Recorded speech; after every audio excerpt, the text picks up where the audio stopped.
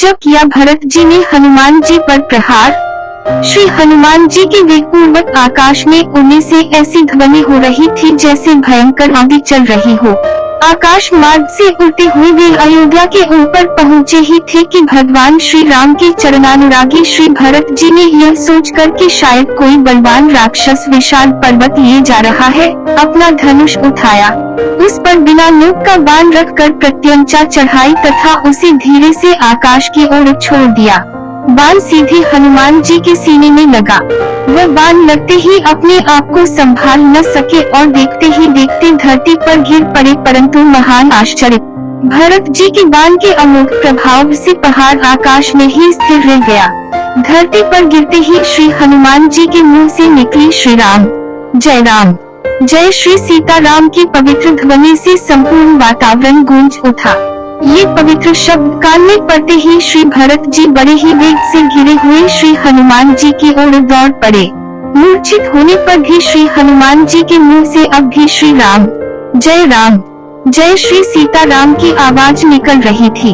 जटाजूटधारी श्री भरत जी के नेत्र बहने लगे। उन्होंने मूर्छित श्री हनुमान जी के सिर को अपनी गोद में रख लिया। उनको सचेत करने के अनेक यत्न किए, परंतु सब व्यर्थ हो गए।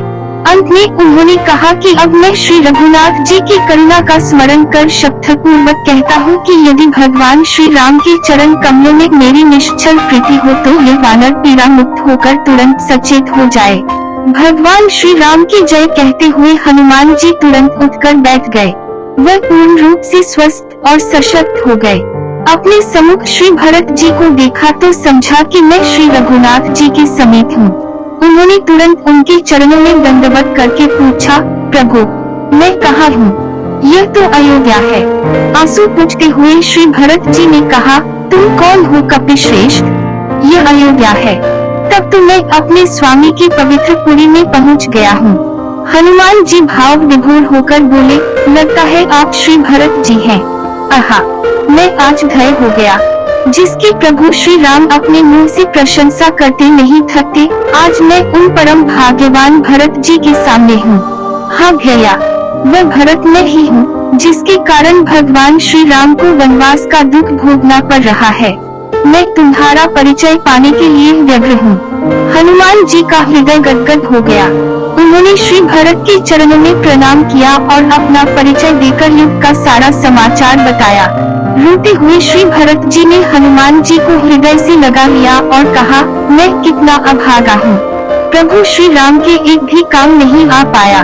मेरे ही कारण प्रभु को समस्त विपत्तियां झेलनी पड़ रही हैं।